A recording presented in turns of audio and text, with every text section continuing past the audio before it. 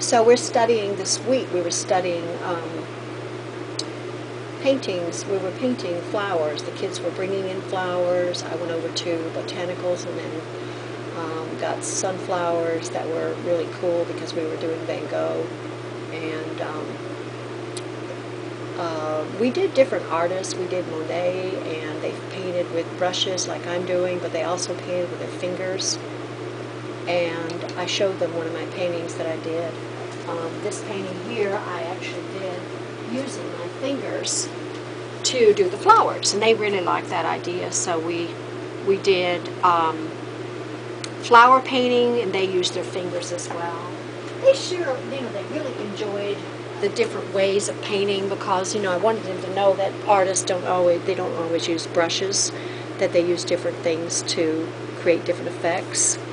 And we also studied George O'Keeffe, and they took flowers and they drew flowers. They drew what they saw, and then they used those to do paintings of a large flower, like looking at the inside of a flower. We talked about how she did her paintings, and they kind of interpreted that as well. I think kids really learn art history much more when they get to experience what the artist did, the style or the particular technique the artist used, and that's how I teach. And we talked about Paul Klee also and some of his interpretations of nature, and I told them about the use of a microscope and how artists actually sometimes interpret things that they see under the microscope. And we talked about diatoms and some of Paul Klee's work. I showed them some of Paul Klee's work and how he used, how he did his paintings or how he did his drawings, and they interpreted that, and it was a lot of fun.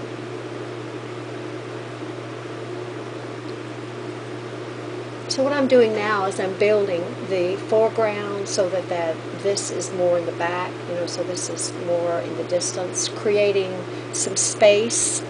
And I'll probably come back also later on and maybe put some color here and there to bring the eye back here where the girls are. So I'm going to probably leave the color of the dresses the same. She said that her daughters, you wear these colors, so I'm probably going to leave those colors. And we're not doing something that is exactly realistic or photographic. I'm doing something that's an interpretation. So she just wants me to interpret her daughters, and I think that's very cool. Her older daughters, I don't know if they're in college or married or what, but this will be something that she would treasure, I'm sure. She also wants me to finish a series that I did called Four Seasons, which is based on the Four Seasons, and they're women, and it's based on kind of like a goddess, I guess. The goddess is the spring, summer, autumn, and winter. And so she's going to buy all four, which is kind of cool, although it's really heart-wrenching because I really, really feel sad letting them go. I have a hard time letting my work go, but I do like it when people buy my stuff or get my stuff and they really love it, and it's somewhere where I feel like it has a good home. So I'm happy about it as well as sad about it, because when I have when my work is taken by somebody, I feel like they're kind of like my children in a way. I get really attached to my work easily. But I do think that I think that you really need to let go of your stuff, your art. And I think that's why you do art, for people to love it. If it touches somebody, if it speaks to somebody, then that's really important. And that's the way you get your work out too. It's not really good for your work to stay in your studio where nobody sees it and you just kind of keep painting. And I think it also releases your creativity when you do that, because that way you keep your creative process going. And I have a painting that, in fact, I'm going to give to someone, which I do a lot. I give my work away because I think if somebody loves it, sometimes it just is something I just am led to give away. So this lady came in when I did a show for a couple of my students, and she really loved the mother-child one that I did, Birth of Motherhood. And I guess it's because she's a mom and she's got 2 little kids, and it really touched her. So that painting is going to go to her, and she, I'm sure she'll like it. You know, it'll be something that's important to her because it spoke to her, and that way, you know, it's. I mean, I could hold on to it, but maybe I did it specifically for her. I think sometimes my work actually waits for people. This one here I had not finished, and it just kind of sat in my studio, and when she came in and she saw it, the lady who's buying this painting, it touched her, and so maybe it was waiting for her. Maybe if I'd have finished it, I would have put it in Flynn's, and it would have gone to the wrong person. So I don't know, I just think of my work as, I'm very intuitive, and I really trust God and my creative process as far as where my work goes. I always think that way. And so far it works.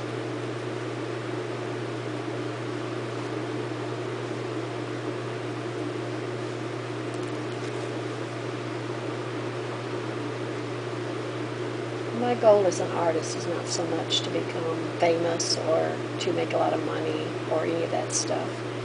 First of all, I don't really think that I'm that good. I mean, I don't think I'm good enough to do that. And that doesn't matter. Those things don't mean anything that much to me. What's important to me is continuing to create, continuing to teach,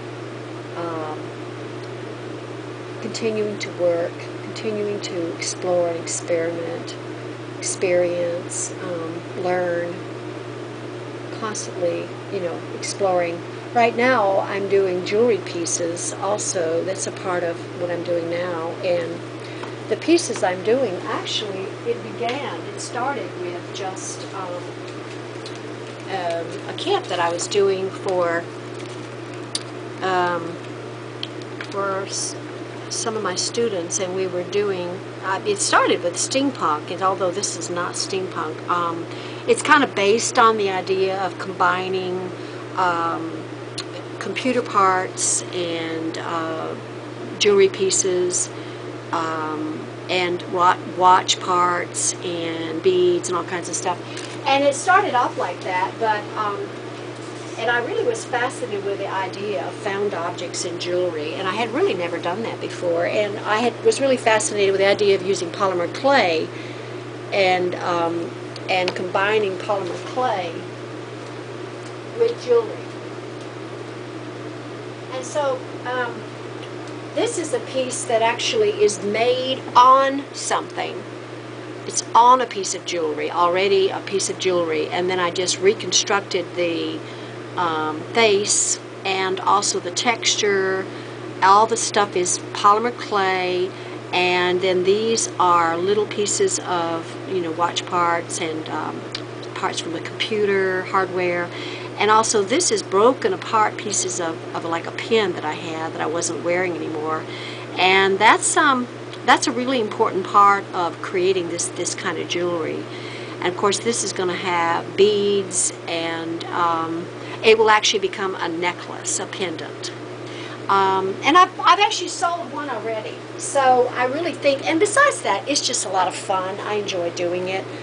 I'm always trying new things, and this is just one of the things I'm doing now. And I don't consider myself a jeweler. You know, I don't really consider myself an artist, a jewelry artist.